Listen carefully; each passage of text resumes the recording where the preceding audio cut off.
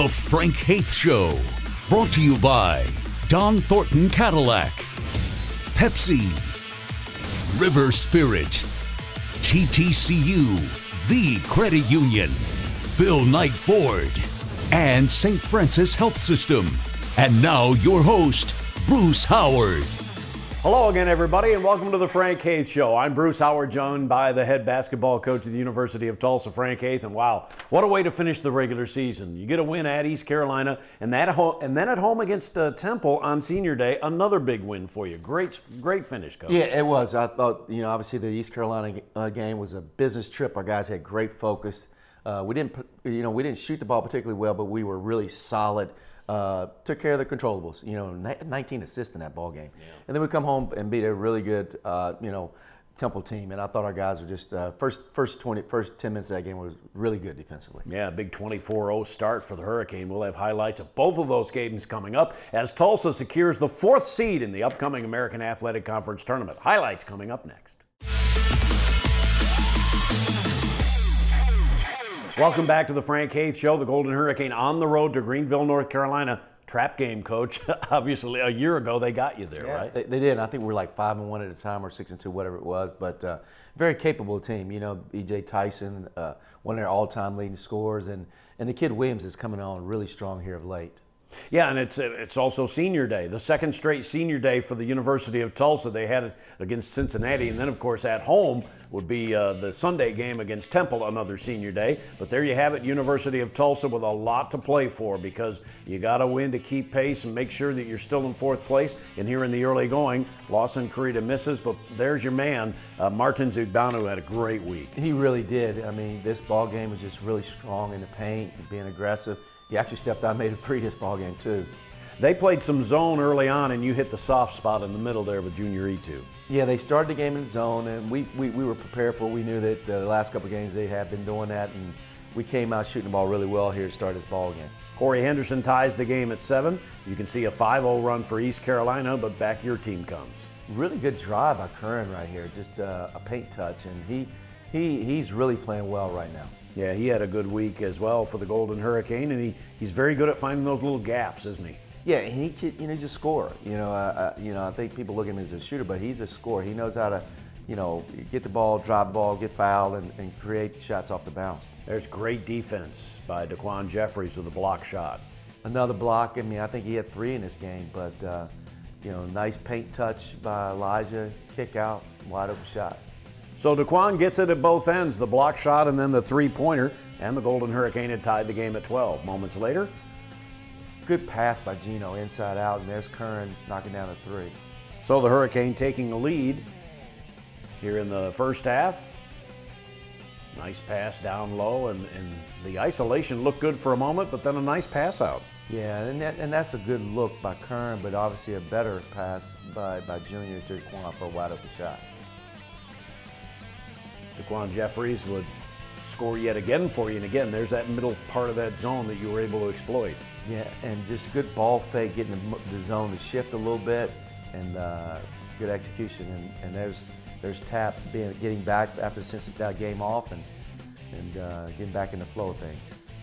And he did not have to play 35 minutes in the ball game, which was good, and he knocks down 2 straight threes for you. Yeah, and it's, like I said, just having the game off, just get back in his rhythm back. Good to see, obviously, getting back out there on the court. Martin Zugbanu has not thrown up many threes. That was his 6th of the year and his 2nd make of the year. Good to see him do that. Yeah, I talk to him all the time. He practices threes all the time, and he won't take one in a game. But this kid Williams has really played well for them. They had a great freshman year. He also got a funky walk after he makes that 3-point jump shot. But there's Corey Henderson knocking one in for you at the other end. And again, you're keeping them at bay. Yeah, we're up, I think, 2 at the half, but as you can see, we shot the ball well, but they did too. Rebounded okay. We got some points off the bench, but it was just a half where we didn't shore up our defense going into the second half. Yeah, Golden Hurricane up 41-39 at halftime as we go to second half highlights.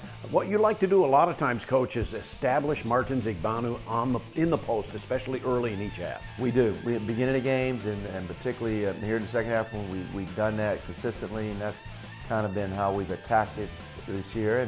And Martin's produced with it. You know, he's been a very effective player when we do this. And that lob pass by Taplin's not easy, is it? No, but a great catch by Martins, and obviously he has patience to finish that shot. And you're going to see a situation with a block shot, and Martins very strong inside. Yeah, really good. He's getting, you know, obviously his touch and his rhythm back like he looked last year. Golden Hurricane trying to pull away.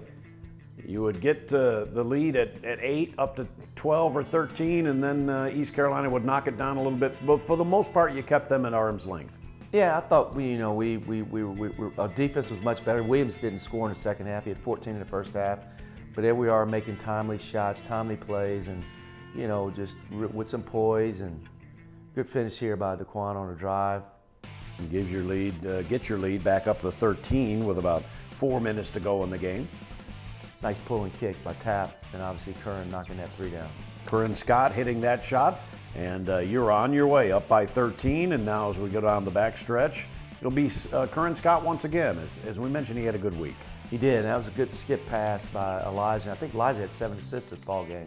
You know, he backed up to Cincinnati, 6 assists to 7 assists to East Carolina game. Scott would have 12 points in the ball game. You would have 6 players in double figures, led by Martins Igbanu with 16. Didn't shoot it especially well at 40, but held them down to 36. Good, solid road win. It was. I thought, you know, like I said, you know, we went on the road. You know, road wins are hard to get, and but it was a business trip, and I thought we handled it very well. And the Hurricane, you get on the plane, and you're starting to scoreboard watch, and you discover that South Florida is beating Memphis. That score would hold. You would clinch 4th. Obviously, just a terrific moment for your team to clinch 4th going into Sunday, right? It was, and I was, you know, obviously we were just worried about what we can control, and that just happens. Absolutely. So now we will talk about Senior Day against Temple. That's coming up on the Frank Haith Show.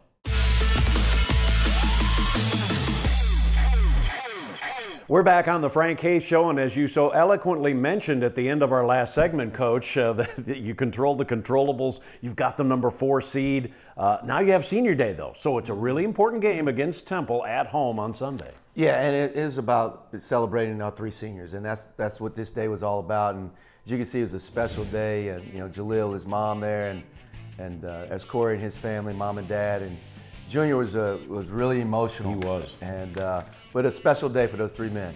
How emotional is it for the coach? I held my own. I did a good job. And there you go, inside the Igbanu to start that. Started games, and you know, we really want to establish a post up, get our guys thinking, paint touches, you know, kind of force feed that a little bit. There's Jaleel getting in an act there, going to an offensive glass and tipping that in. You had all 3 seniors starting, including Jaleel, who had not started in the past 12, 15 games, and there's Corey Henderson open again. Again, a nice pass by Daquan, seeing Corey float to that corner and touch pass to him in the corner. Okay, so a terrific start for your team, but it'll get better. You see the 9-0? Yeah.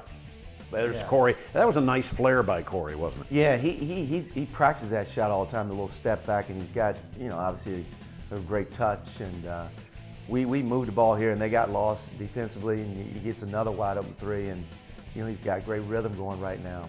The Temple coach has already called a timeout at that point. Now you're up 17-0. Great defense here. You pluck the rebound, and off you go. A good wall up there by Curran. We're in transition, ball ahead. And obviously, this is a great individual play by Corey. You know, it's kind of like, you know, I'm hot, I feel it.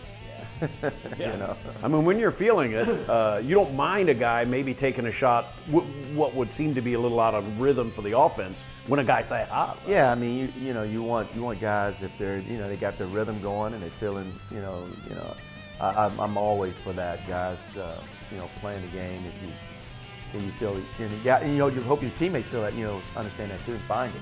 And this is a really good run out by Gino, good pass by Elijah in transition. Of course, we're seeing a lot of offensive highlights, but really a terrific defensive sequence all the way through this big run. That's exactly right, Bruce. This run is you know, spearheaded by our defense and you know, consecutive stops, and now there's a space play for Tapp and good finish. 21-0, and it would balloon to 24-0, and you see Temple finally got on the board. Have you ever been part of a 24-0 start to a game?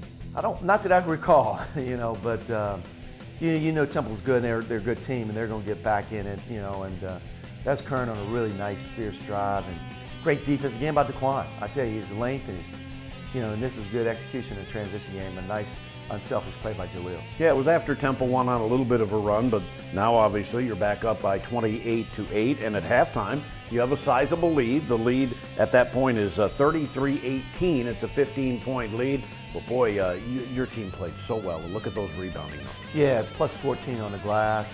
Against a real athletic team. We were dialed in. I think our guys are really dialed in. So here in the second half, you can see Temple has made a little bit of a run. It's a 10-point ball game as Anechionia knocks it in, and now you're only up by 7. Yeah, and transition defense there. We didn't do our job getting back, building that wall. Good step-up screen right there. Good pass, good move on the drive by Kern. A wide open shot, knocks it down. He was ready to shoot, wasn't he, in position as soon as he got that ball, and the Hurricane getting the lead back into double digits. But as you can see, Temple continues to knock it down. It's 8 right now. And Daquan Jeffries would make it 11. Yeah, big shot, pick and pop. And Quan has really, really worked on his shooting. Another step-up screen, Tap snakes it, great layup. Tap looks like he's getting back. He's probably not full strength yet, but getting there, huh? Yes, he's not full strength, but hopefully this week here we get him back where he was, but he's starting to get some glimpse of it. There you have Curran Scott, who got fouled on the play, but they didn't call it. He still was able to get it in. That's a heck of a shot over a 6'10" guy, too, off the bounce. And here was, I thought, the play of the game for Corey Henderson. Even though he had 21 points, that play defensively was terrific. It was. I mean, we needed it. They cut it to 9, and we had a turnover, and then we come back and have a tremendous hustle play. And Corey Henderson getting the possession, then he hits the free throw, so you're back up by 8 now, and here's Corey. Whenever you needed something in that game on Sunday, he gave it to you. Yeah, they switched on a ball screen, and we wanted Corey to attack those guys. They're big guys. And here's a Corey Henderson three-pointer again right when you need it, and it gets the lead back up to 10, and this is a great break off of their press. Yeah, really good pass by Junior, and coming to meet that pass, and great finish by Kern. Tulsa up by 12, but now up by 10, and here's your vaunted inbounds play. Kind of throw it to pick the picker or throw it to the picker. Well, it's kind of like misdirection play, and we actually had 2 out-of-bounds plays this ball game. Executed for layups. There's Junior E2 missing, but man in the spot was Curran Scott, and Scott with the and one. And boy, anytime you can get on the offside for a rebound, you got a chance to get the ball. You do, and this was a really good finish by Curran too. The guy shoves him in the back right there, and he had 7 boards this ball game. Playing very well. Yep, tied his career high with the 7 rebounds, and also obviously did a terrific job offensively. Nice job by Sterling Taplin to beat the press. Yeah, and good finish by Junior, but really, really good bust out between that trap and making an easy play. We mentioned, of course, that Junior was a little bit emotional, and it took him a little while, but he finally did get it going in the second half. But really consistent was Martin's Igbanu. Yeah, and we handled their pressure there late. I think we turned it over a little bit too much this ball game, but they're athletic, they're scrappy team, but of late, with the trapping and pressing stuff, we did a really good job. The muscular Martin Igbanu, huh? Now out front, you got a chance to kind of put this one away, and this was good to see. That was a really terrific play by Junior E. Yeah, way to go get that rebound, and for a young man that struggled most of the night with the emotions of the game and being his last time playing here, and he spoke so glowingly about what this place meant to him, and he struggled, but it was good to see him have some good moments there at the end. Because of a 24-0 start, the Hurricane rolling against Temple, 76-58, and for TU, a terrific finish. And we mentioned it, Coach, on the back 9, you got a bunch of birdies, 8 out of 9, right? Yeah, we hit that ball pretty good, so good finish for us, and now it's time for conference tournament. Absolutely. Turn the page to season 3. Conference tournament coming up. We'll talk about it in a moment.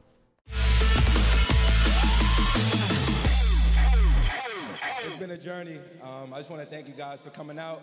Appreciate all the support and the fans. I love you guys. Thanks for everything.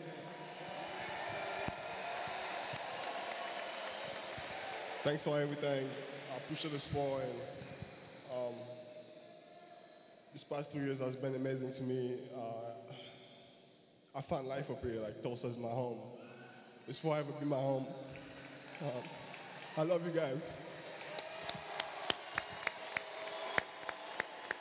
I just want to say thank you for coming out and supporting us. We love you, and thank you. Whoa, whoa.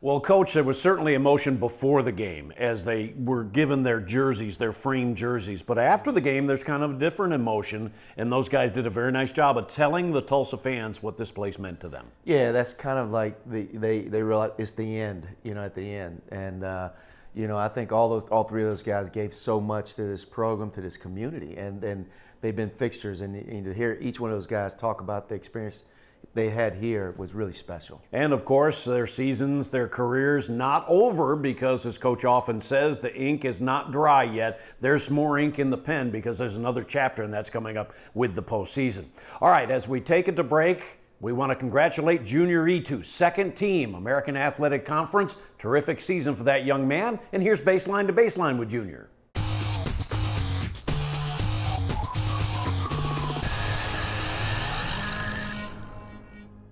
It's Baseline to Baseline with Junior E2, senior forward for the University of Tulsa basketball team from the Republic of Congo.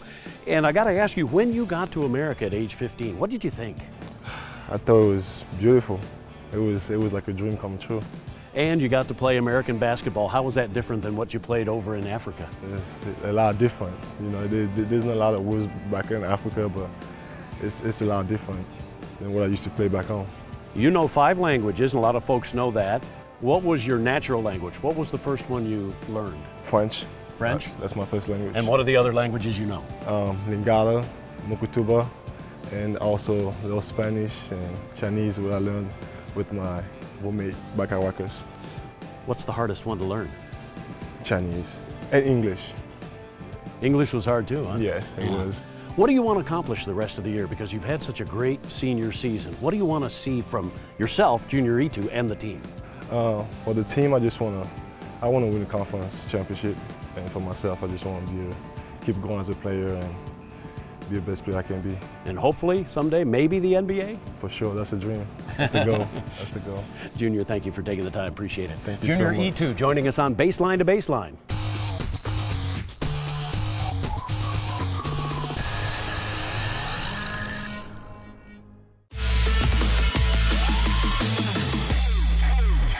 Welcome back to the Frank Haith Show. Coach, as we take a look at the bracket and the upcoming American Athletic Conference Tournament, you can do all sorts of prognostications and that sort of thing. Only thing you're worried about, second game, Friday, you play either South Florida or Memphis, right? Yeah, and South Florida's on a 2-game winning streak. Memphis has had a great run here the second half of the year. 2 teams that are playing pretty good basketball, and whoever we play, we know we're going to play. And it's always hard when you play in that. You have that sit-out game, and teams have already played a bit, which we won't get into until the game. Right. So we won't get in there before the game, and so it's going to be a challenge for us, no question about that. What's the key to tournament play now as you flip the page and you have the possibility of playing 3 games in 3 days? Well, I'm hopeful that our early season tournament settings prepares us for this. When we went out to South Carolina with Puerto Rico tournament in South Carolina, and you have those games in successions, it prepares you a little bit for this type of environment and what you're getting ready to do. And absolutely, the depth that the Hurricane has established all year long will be outstanding as well, we hope. Coach, good luck. Thank you, Bruce. American Athletic Conference Tournament coming up, and that wraps it up for the Frank Haith Show. So long for now. The Frank Haith Show, brought to you by Don Thornton Cadillac, Pepsi, River Spirit, TTCU, The Credit Union, Bill Knight Ford, and St. Francis Health System.